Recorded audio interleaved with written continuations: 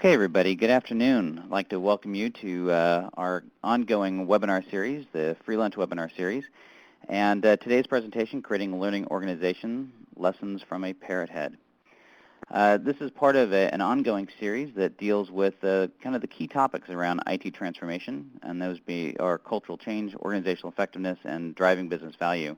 These are highly focused, 30-minute discussions that hopefully just kind of get to the point and give you guys something to think about. We know that there's no such thing as a free lunch in life, but there will be today for two of you.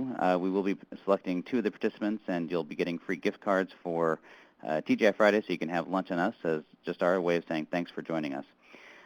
With that, I am happy to present our presenter today. Bill Cunningham has been around the business for a very long time. He is the former director of the Service Management Program at Yale University. Has a wealth of experience in this area, and specifically around creating learning organizations, and so we're excited to hear from him today. And he's also, as I guess you'll hear today, a devoted fan of Jimmy Buffett. So looking forward to a fun presentation today. Bill, it's all yours. Thanks, Charlie. Good evening, good afternoon, or good morning, depending upon where you might be located.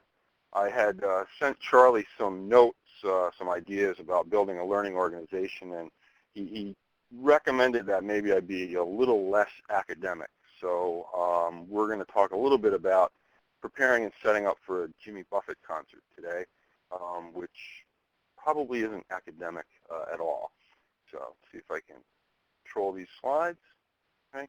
So we'll begin with what is probably the rather obvious and hopefully non-controversial point that the pace of change in our society and in the organizations that we're tasked with managing continues to accelerate. And there doesn't seem to be any remedy for that other than building an organizational culture which itself is flexible and can adapt and change along with the pace of change that is imposed upon it. Now, that's very easy to say, but those of you who have tried to build learning organizations or manage organizational change are likely to admit that that's more difficult to actually execute. Consultants wander around talking about and applying organizational change management models. It might be based on Kotter's famous 8 points or Prosai's equally famous ADKAR model. We have some successes, and some of us might admit some less than successes. Some of us go further, those academics amongst us, and we might try to actually build a learning organization rather than just implement one organizational change after another, but an actual organization that is ready to learn and adapt as its operating mode. Peter Senge first coined the term learning organization back in 1990 in his classic The Fifth Discipline. And all of these models, from ADKAR through Kotter through Senge, can be effective in helping to manage organizational change and in building an adaptive organization. But at the beginning of such a journey, when I'm explaining to managers and leaders what we mean by these concepts, it's often a struggle just to understand just the meaning of the term learning organization and to kind of visualize conceptually what such a thing might look like in the actual workplaces that we manage. In science, I was originally trained as a scientist, I'll confess, a social scientist. We often seek to simplify a model to gain understanding and to simplify the explanation of such difficult concepts. To that end, I'm going to go out on a limb, and I'm going to bet that each one of you listening, if you've ever had to manage anything, you have, in fact, been a part of a learning organization, whether you realized it or not. In fact, you've probably been part of more than just one. Now, these organizations may or may not have been in your workplace, though I hope a few of them have been at work. I think everyone would agree that positive change begins with a clearly defined goal, but it goes deeper than that. The goal must be translated and internalized by all the members of the team into a collective shared vision. In fact, creating and developing a shared vision is the fourth of Senge's 5 disciplines. It depends on, but goes much deeper than the clearly defined goal. In fact, anybody can define a goal. It's sort of like that Seinfeld episode. Anybody can take the reservation. That's the easy part. The defining a goal is easy. The difficult part is executing on that goal. Only a team working closely together can commit to the unified vision that informs their action. So, the shared vision, one of the things that is necessary to bring your goal to life. A simple example, a model, if you will, of a learning organization that we're going to discuss briefly today is preparing for the annual Jimmy Buffett concert that me, some of my family, some of our friends go to each year in New England. Now, attending a Buffett concert, for those of you who are parrot heads, you can appreciate this, it's as much about the tailgate as it is about the music itself. So getting the tickets is just the first milestone in the detailed project plan. Now, for the purposes of this presentation, the point, of course, is not the Buffett concert itself. This could be just as easily any activity in which you have engaged regularly as part of a group. Have you ever been a part of a team, maybe even a team of one, that has been responsible for putting on an event on a periodic basis? It may be setting up and preparing a fundraising dinner every month or every year, preparing a barbecue, setting up a booth at the local art festival, or even putting on a dinner party for friends. How did it go the first time? The very first time that you and your team had to execute such an event. You may have spent time planning and preparing. If you're a real geek, you may have even formed some sort of a written plan. But I'm willing to bet that no matter how much advanced planning you and your team did that very first time, when it came time to execute, there was some stress. There were little things that were unanticipated that cost time or that you realized had lessened the effectiveness of the result. There were things that you didn't realize you should do. No matter how prepared you were, there were likely some things that, had you known about them, would have made the event go more smoothly. But if you and your team have the opportunity to repeat that event, how did it go the second time? Probably a little bit better. And it began to go more smoothly on subsequent iterations. Our first year tailgating at the Buffett concert didn't go horribly, but it could have been better. Notice the table in the front with no canopy. It's hot in New England in August on a pavement tarmac. It would have been more comfortable if we had a canopy. We envied the other people who had such things. We did plan the tailgate. We decided on how much beer and soda to bring, but we brought imported beer and we didn't have a church key, so we were unable to open the beer. It wasn't a real problem, but it was embarrassing because, of course, everyone around us had such a thing that would open the beer. But, of course, we got to go to the Buffett show the next year as well. And we wrote out a project plan. No, Charlie, we don't really write out project plans. I just mocked this up for this presentation. But you'll notice, whether we write the plan up or not, there are projects and processes that are defined to support the goal, just like at work. And I'll bet this is true for the example that you may be forming in your own mind as well about your learning organization. And when you've been involved in such an event where you've had to do it more than once and the participants have improved the end result. When we prepare for the Buffett show, everyone now knows what they're responsible for. A few phone calls sets the agreement and the shared vision. We agree on things like menu. Essentially, we have a shared vision coupled with motivated, capable people and mutual accountability. Everyone knows their role, what they're responsible for, and there are penalties for failure to perform. If you are assigned beer and you show up with Pabst Blue Ribbon, well, it's likely you won't be invited back next year. So now we have a comfortable tailgating location, complete with canopy and full-service grill. Right, so this would be our shared vision that we have every year. Is the group of folks under the canopy. We can set this up very, very quickly. The point that I'm making is it wasn't always this way. This group of people, this organization, took time to become efficient, understand their roles, and execute small, really, process improvements through the years. And each year, we continue to take iterative steps toward improving and realizing this shared vision. The complex, multi-part project begins with Buffett Ticket Day, which has become an event in and of itself. The simple point here is the procurement of tickets is subject to constant and subconscious feedback loop of continual improvement. One year, if I remember correctly, we even called South Dakota in search of a free Ticketmaster phone line that wouldn't be jammed with people trying to get tickets to the New England show. Right? So there was research done. We measured success against that process. I think we were able to obtain tickets from the South Dakota location, but it subsequently had closed down. When we get to the show itself, notice the grill is going before the canopy is even set up. We can get the grill going and be eating our first hot dogs within 10 minutes of arrival. Everyone knows their role.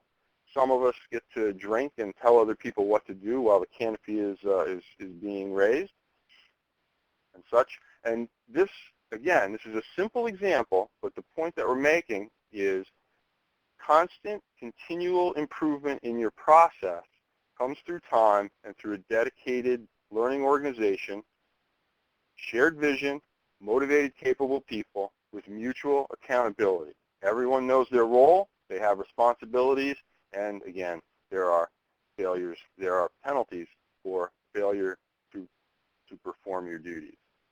Okay? So it's all fun and games when you have those motivated people and you execute against your shared vision.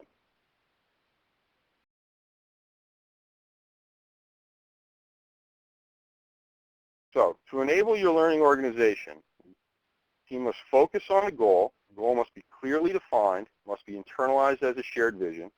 Everyone must be willing to change and contribute.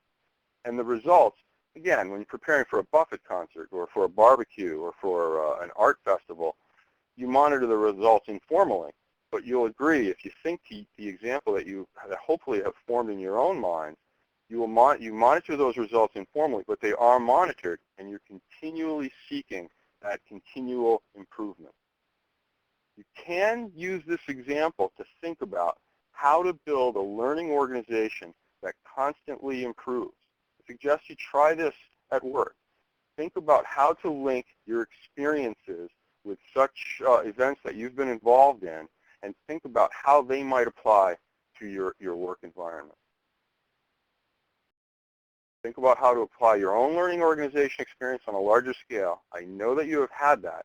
And then consider for the next steps what organizational capabilities you would need to develop.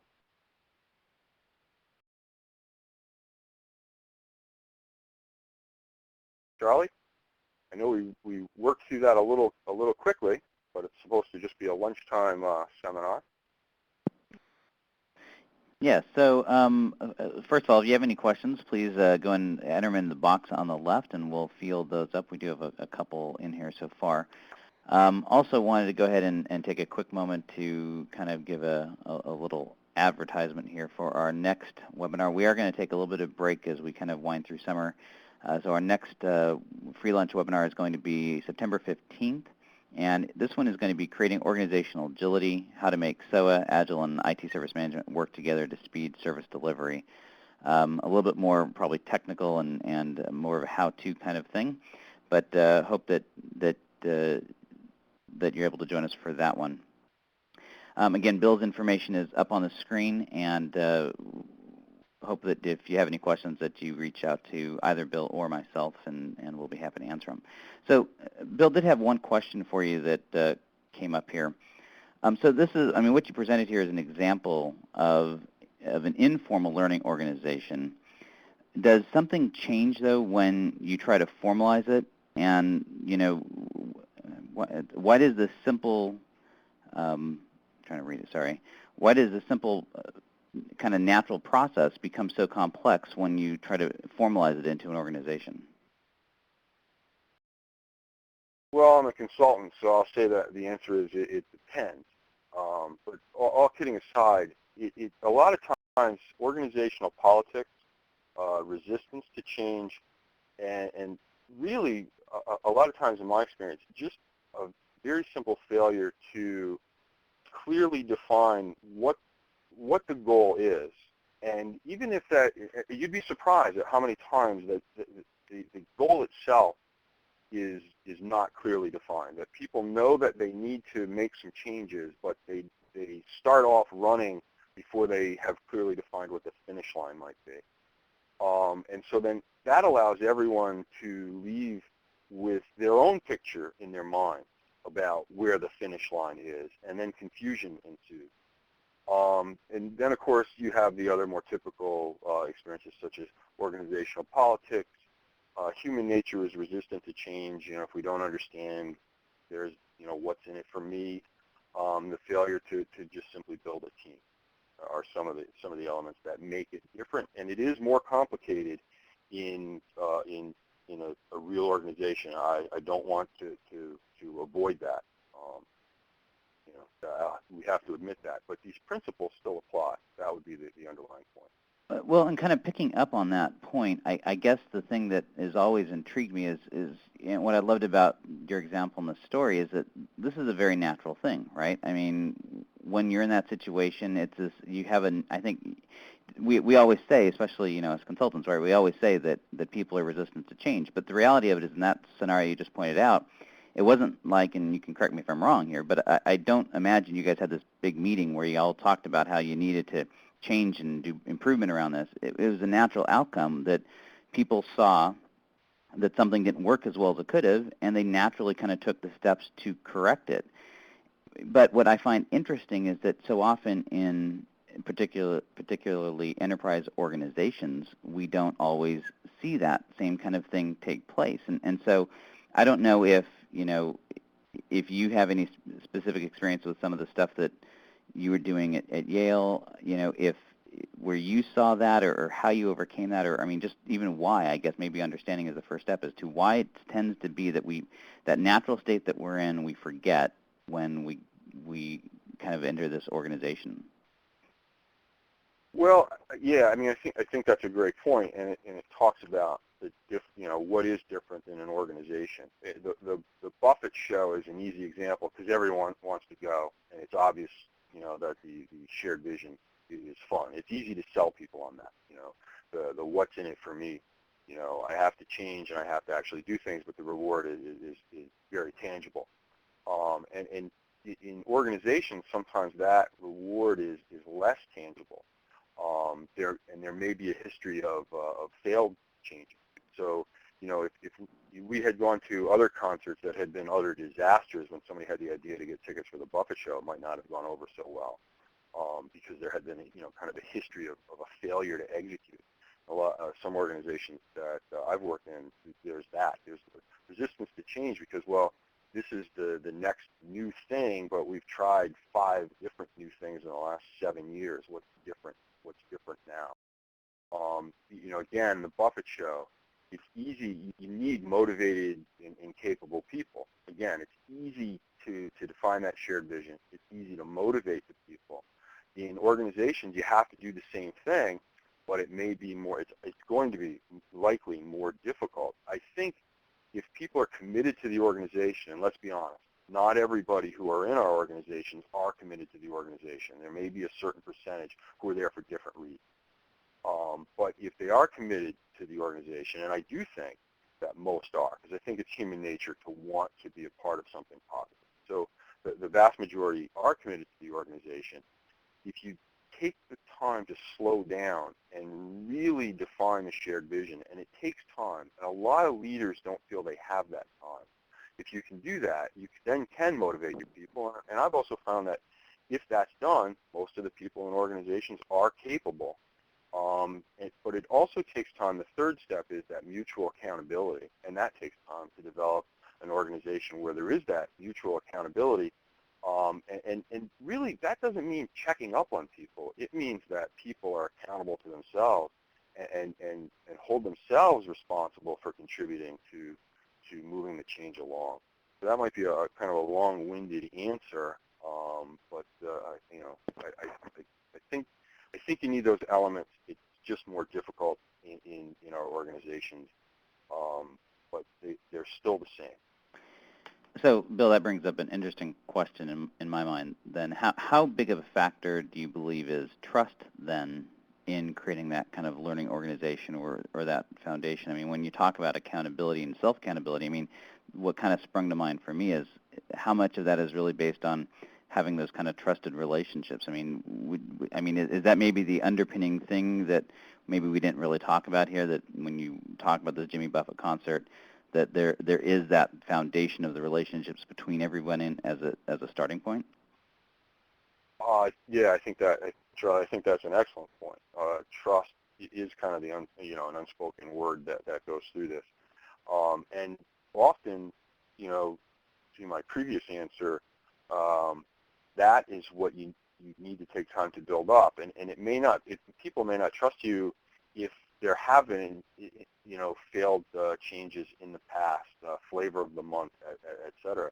So yeah, trust is absolutely critical in building any sort of a team, and then in moving that team forward. And again, the Buffett example is that's an easy example. Everyone knows everyone, and everyone does share the same goal. So it comes back to that shared vision and trusting that the vision is a good one, and yes, certainly inter-team trust is fundamental. So I'm curious on your take on something as it relates. I mean, there's a lot of organizations that partake in kind of team building exercises, and at least ostensibly part of the reason for that is to do a lot of these things that we talk about, to build relationships, to create trust. And I think a lot of people, probably myself included in many cases, kind of roll our eyes at this and say, is this really doing that? And I know I'm for one of much more of a brass tacks. Let me sink my teeth into this and get going. But given what we just talked about, it does seem that in many organizations, if you're bringing people together that have come from different backgrounds that maybe don't yet have that shared vision, have you seen those kind of exercises help build this foundation for a learning organization? And if so, are there any specific things that maybe you would suggest as a way to make them effective and less of the eye rolling and more of the, hey, this is actually doing what it's intended to do? Well, it depends what we're talking about. COPES courses, the ropes courses, and falling into people's arms. In my cynical opinion, and your mileage may vary, I agree with you. I tend to think that they're less than helpful. I tend, on a scientific, this is just my personal opinion, from a scientific point of view, I tend not to trust the Myers-Briggs type of personality tests, but I do think that those can be effective in kind of shortening up, building up trust in a team just because of the process. So even though I don't trust the results that you're an INTJ and it means you'll behave in a certain way, I think going through that process forces people to share certain things with themselves that can kind of shorten building up trust. Again, in my experience, there's a bit of a catch-22. That the only way to build up a team that really trusts each other is sort of boots on the ground. I don't want to get too military in the metaphors, but it takes time, and you have to actually go through some real process together. And again, it is a bit of a catch-22 because you have to actually have won some battles as a team, but you need to have a team to win the battles. And but that unfortunately is the way that it is, which again is why it takes time to kind of develop and move towards that shared vision. But it's project management 101. The more planning and preparation you do in the beginning, you'll find you actually get to the end goal faster because you'll pick up momentum if you build that trust and develop your team in the right way in the beginning. So following that line, I guess, briefly, I didn't mention your intro, but you're also a certified PMP, and so you obviously have a project background with this as well. There may be a couple schools of thought here, right? That the learning organization sounds fluid and almost by definition unstructured, and then you have, like the fake project plan that we talked about for the Buffett concert. How do you see those interacting? I mean, does a project-centric view or a project-driven approach to this foster a learning organization, hurt it? Is it just a completely separate entity? I mean, how do you see that interacting?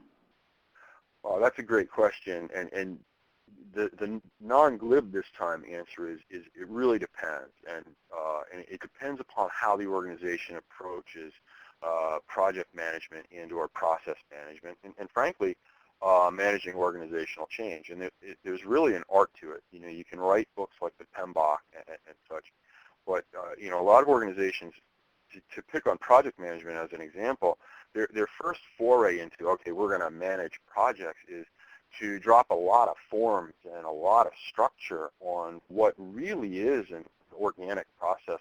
And you want to have enough information to be able to manage and make decisions and monitor and know what's going on without stifling the creativity of the team. And if the job of the team becomes to fill out the forms and report in for a 2-hour meeting every week, that doesn't help it along. So you have to hit a happy medium, and I think that's true with any management. So I mean that's a great question. I certainly believe in project management, but even the PMBOK, the Book of Books, which has as much structure as anything, will emphasize that the largest job of the project manager is communication, right? Communication. And why are we communicating? To build up trust, to communicate the shared vision, to allow that to develop. So, project management, but not too much and not too strict, just enough. And what that is varies from organization to organization, and like I said, really is an art. And then I guess our last question before we wrap this up, as it relates to that, is you mentioned communication, and again, I'm kind of exploring this from the standpoint of this kind of natural, holistic experience of a Buffett concert, where it is, I'm sure, very unstructured, and it, well, I doubt that you run it like a military operation. But from a communication standpoint, how critical is that from your perspective of kind of creating that learning organization? And does it occur naturally in that state when someone comes up with a better idea on a way to improve it? Were they naturally kind of communicating that?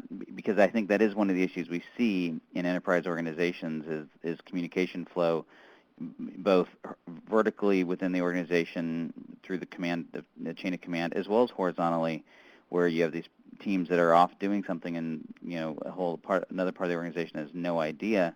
And a lot of times that results in untapped wisdom, right? That people do know the answer, they're able to contribute, but no one ever asked them, and they didn't know that this was even going on. How do you kind of see your example informing some of that? Well, I do have to mention, because I think my family might be lurking on this call, so I do have to mention, just in case they are, if you ever were there while my sister were giving out orders, you would think that we're a military. But communication is the biggest difficulty for any organization, I think, and certainly any project or any organizational change. It's funny, I was just in a meeting yesterday, and presenting kind of, an ITSM overview, like, here's what we could do. And I asked, all right, given what I presented, what are the gaps? And, the first one everybody said was communication. Nobody knows what's going on. Nobody knows what the other hand is doing, So could you, Mr. Consultant, help us with that? We don't even care about ITSM. Just help us, talk to each other. Now, clearly, I think ITSM is one of the mechanisms that we're going to use to address that. But that's what their number one thing was. And so again, I think that a lot of that happens because of the silos, right? I'll go and rely on that, but it's really true. And so you just get that vertical communication, and the people don't understand. They don't know what's going on in the different silos. Is one barrier to communication. It's incumbent that there be different shared visions within the organization, and that everyone understands the overarching goal of the organization. How many of our organizations don't have a list of what are the most important projects that we're working on this year or this quarter, right? If you, it goes back to the question, if you were to go out to a random sample of 25 of your staff members and you ask them, what's our mission, what's our shared vision, and what are our 3 most important initiatives right now? What would be the consistency of the answers you would get? And if they are inconsistent, then you need to think about how you're going to communicate that. And I really think that begins with forming your leadership team. If it's a large organization, your leadership team needs to place that team as their first team. Their first loyalty is to the top of the organization, not to their respective silos. And then you need to foster intergroup communication through process management at the lower level. So it's a kind of a lengthy and complex answer, but it's communication is a complex issue. And, Well, with that, one more point. Again, relying on Cotter and his organizational change model, he makes the point. It bears mentioning as the last point of this. Communication, we don't under-communicate change initiatives and organizational goals by a factor of 10 or 100. It's by a magnitude of 1,000. I mean, that's Cotter's point, and I agree with him. Absolutely. All right. Well, with that, I think we're going to wrap this up. But Bill, truly appreciate your time and your insight with this, and thank you for leading us through this conversation.